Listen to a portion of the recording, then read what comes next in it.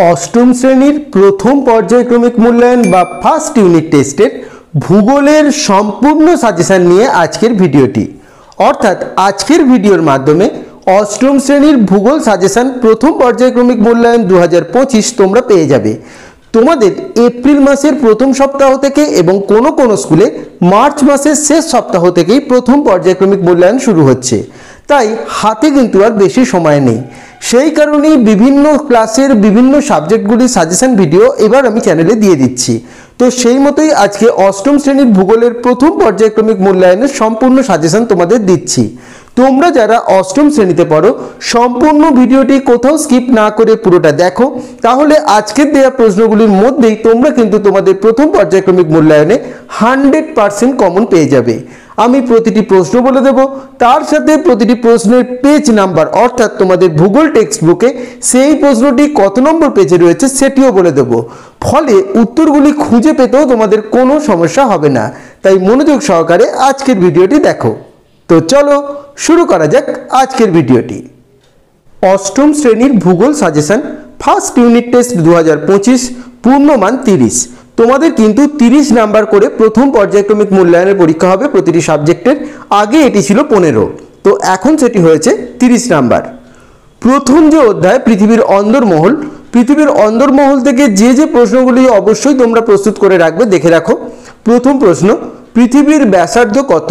অথবা এটি আরেকভাবে আসে, ভূপৃষ্ঠ থেকে পৃথিবীর কেন্দ্রের দূরত্ব কত? এটি তোমাদের ভূগোল টেক্সট বুকের 1 নম্বর পেজে রয়েছে। প্রতিটি প্রশ্নের পাশে P1, P2, P3 এগুলি দেওয়া রয়েছে। এগুলি মানে হলো তোমাদের ভূগোল টেক্সট বুকের পেজ নাম্বার। প্রশ্নগুলি তোমাদের ভূগোল টেক্সট বুক ছাড়া অন্য কোথাও থেকে খুঁজবে না, প্রতিটি প্রশ্নই তোমাদের টেক্সট বুকের পেজ নাম্বার হিসাবে দেওয়া রয়েছে। 2 নম্বর প্রশ্ন, লাভা ও ম্যাগমা কি? এটি রয়েছে ভূগোল টেক্সট বুকের 2 নম্বর পেজে।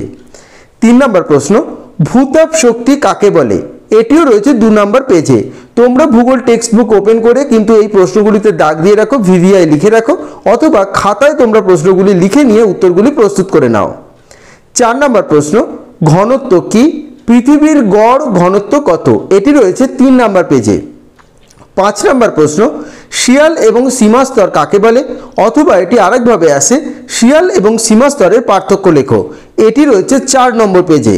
তোমাদের বইতে পার্থক্যটি নেই, সংজ্ঞাগুলি দেওয়া রয়েছে। সেই সংজ্ঞাগুলি থেকে সহজেই কিন্তু তোমরা পার্থক্য তৈরি করে নিতে পারবে। না পারলে আমাকে জানাবে, আমি তৈরি করে দেব। 6 নম্বর প্রশ্ন, ক্রোফিসীমা এবং নিফেসীমা কাকে বলে? এটিও আরেকভাবে আসে, ক্রোফিসীমা এবং নিফেসীমার মধ্যে পার্থক্য লেখো। এটি রয়েছে 5 নম্বর পেজে। এরপর 7 নম্বর প্রশ্ন, টিকা লেখো, অ্যাসথেনোস্ফিয়ার। এটিও রয়েছে 5 নম্বর পেজে। 8 নম্বর প্রশ্ন, অন্তঃকেন্দ্রমণ্ডল এবং বহিঃকেন্দ্রমণ্ডল কাকে বলে? 6 নম্বর পেজে রয়েছে। 9 নম্বর প্রশ্ন, পৃথিবীর অভ্যন্তরভাগের একটি চিত্র অঙ্কন করো। 6 নম্বর পেজে রয়েছে। 10 নম্বর প্রশ্ন, বিযুক্তি রেখা কাকে বলে? তার সাথে দেখো কিছু বিযুক্তি রেখা আমি দিয়ে দিয়েছি, যেমন কনরাড বিযুক্তি রেখা, মোহর অভিষেক বিযুক্তি রেখা, রেপিত্তি বিযুক্তি রেখা, গুটেনবার্গ বিযুক্তি রেখা, লেহমান বিযুক্তি রেখা। এগুলির অবস্থান লেখো, অর্থাৎ কোন কোন স্তরের মাঝে এগুলি অবস্থিত সেটি লিখতে হবে। তোমাদের ভূগোল টেক্সট বুকের 4, 5 এবং 6 নম্বর পেজ ওপেন করলেই এগুলি তোমরা পেয়ে যাবে, অর্থাৎ এই উত্তরগুলি। এই 10টি প্রশ্ন প্রথম চ্যাপ্টার ভূগোলের অষ্টম শ্রেণী তোমরা তৈরি করে নিও। এই 10টি প্রশ্ন তৈরি করলেই এখান থেকে কিন্তু তোমরা কমন পেয়ে যাবে। তোমাদের কিন্তু 30 নম্বর যেহেতু পরীক্ষা, এইভাবেই উত্তরগুলি তৈরি করতে হবে, কারণ খুঁটিয়ে তোমাদের পড়তে হবে। পরের যে অধ্যায়টি তোমাদের প্রথম পর্যায়ক্রমিক মূল্যায়নে পরীক্ষা হবে সেটি হলো অস্থিত পৃথিবী। অস্থিত পৃথিবী থেকে করে রাখবে, মহী সঞ্চরণ তত্ত্বের প্রবক্তাকে 7 নম্বর পেজে রয়েছে। 2 নম্বর প্রশ্ন, পাত সংস্থান তত্ত্ব নিয়ে কোন কোন বিজ্ঞানী গবেষণা করেছিলেন? এটিও রয়েছে 7 নম্বর পেজে তোমাদের ভূগোল টেক্সট বুকের। 3 নম্বর প্রশ্ন, পৃথিবীতে বড়, মাঝারি এবং ছোট পাতের সংখ্যা কটি? 7টি বড় পাতের নাম লেখো। 7 নম্বর পেজে রয়েছে। 4 নম্বর প্রশ্ন, অপসারী এবং অভিসারী পাত সীমানা কাকে বলে? 8 নম্বর পেজে রয়েছে। এটির পার্থক্য তোমরা করে রেখো, অপসারী এবং অভিসারী পাত সীমানার পার্থক্য। 5 নম্বর প্রশ্ন, প্রাচীন এবং নবীন ভঙ্গিল পর্বত কাকে বলে? উদাহরণ দাও। 9 নম্বর পেজে রয়েছে। 6 নম্বর প্রশ্ন, নিরপেক্ষ সীমানা কাকে বলে? এটিও রয়েছে 9 নম্বর পেজে। 7 নম্বর প্রশ্ন, পাত সঞ্চালন আমরা বুঝতে পারি না কেন? এটি রয়েছে 9 নম্বর পেজে। 8 নম্বর প্রশ্ন, অগ্নুদ্গম এবং আগ্নেয়গিরি কাকে বলে? 10 নম্বর পেজে রয়েছে। 9 নম্বর প্রশ্ন, আগ্নেয় পর্বত বা সঞ্চয়জাত পর্বত কাকে বলে? 10 নম্বর পেজ। 10 নম্বর প্রশ্ন, আগ্নেয়গিরির শ্রেণীবিভাগ করো। এটি আরেকভাবে আছে, সক্রিয়, সুপ্ত এবং মৃত আগ্নেয়গিরি কাকে বলে? উদাহরণ দাও।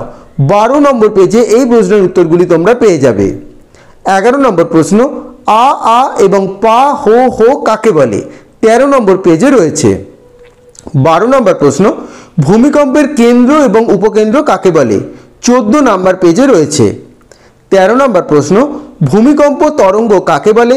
ভূমিকম্প তরঙ্গের শ্রেণী বিভাগ করো। 14 নম্বর পেজে রয়েছে। 14 নম্বর প্রশ্ন, ভূমিকম্প মাপার যন্ত্র এবং ভূমিকম্পের তীব্রতা মাপার যন্ত্রের নাম কি? 15 নম্বর পেজে রয়েছে। 15 নম্বর প্রশ্ন, প্রশান্ত মহাসাগরীয় অগ্নিবলয় কাকে বলে? এটি রয়েছে 16 নম্বর পেজে। এবং শেষ প্রশ্ন 16 নম্বর, ভারতকে কটি ভূমিকম্প প্রবণ অঞ্চলে ভাগ করা হয়? এটিও রয়েছে 16 নম্বর পেজে।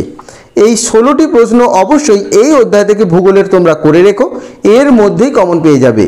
যেগুলি দিচ্ছি তোমরা কিন্তু এর মধ্যে কোনো প্রশ্ন বাদ দিও না, প্রত্যেকটি প্রশ্নই কিন্তু তোমাদের জন্য ভীষণ গুরুত্বপূর্ণ। এর পরের যে অধ্যায় তোমাদের পরীক্ষা হবে সেটি হলো শিলা। শিলা থেকে করে রাখবে প্রথম প্রশ্ন, শিলা এবং খনিজ কাকে বলে? 19 নম্বর পেজ। 2 নম্বর প্রশ্ন, শিলার প্রবেশতা এবং সছিদ্রতা কাকে বলে? 19 নম্বর পেজে রয়েছে। 3 নম্বর প্রশ্ন, শিলাকে কয়টি ভাগে ভাগ করা হয়? কি কি? এটিও রয়েছে 19 নম্বর পেজে। 4 নম্বর প্রশ্ন, আগ্নেয় শিলা বা প্রাথমিক শিলা কাকে বলে? 20 নম্বর পেজে রয়েছে। 5 নম্বর, নিঃসারী আগ্নেয় শিলা এবং উদ্বেদী আগ্নেয় শিলার পার্থক্য লেখো। এটি রয়েছে 20 নম্বর পেজে। 6 নম্বর প্রশ্ন, পাতালিক এবং উপপাতালিক শিলা কাকে বলে? 20 নম্বর পেজে রয়েছে। 7 নম্বর, আগ্নেয় শিলার বৈশিষ্ট্য লেখো। 20 নম্বর পেজ। 8 নম্বর, গ্রানাইট এবং ব্যাসল্ট শিলা কি? এটি রয়েছে 21 নম্বর পেজে। 9 নম্বর প্রশ্ন, পাললিক শিলার বৈশিষ্ট্য লেখো। এটি রয়েছে 21 নম্বর পেজে। 10 নম্বর, জীবাশ্ম কি? 22 নম্বর পেজে রয়েছে। 11 নম্বর প্রশ্ন, সংঘাত এবং অসংঘাত শিলা কাকে বলে? 22 নম্বর পেজে রয়েছে। 12 নম্বর প্রশ্ন, চুনাপাথর, বেলে পাথর এবং কাদা পাথর কি? এটিও রয়েছে 22 নম্বর পেজে। 13 নম্বর প্রশ্ন, রূপান্তরিত শিলার বৈশিষ্ট্য লেখো। 23 নম্বর পেজে রয়েছে।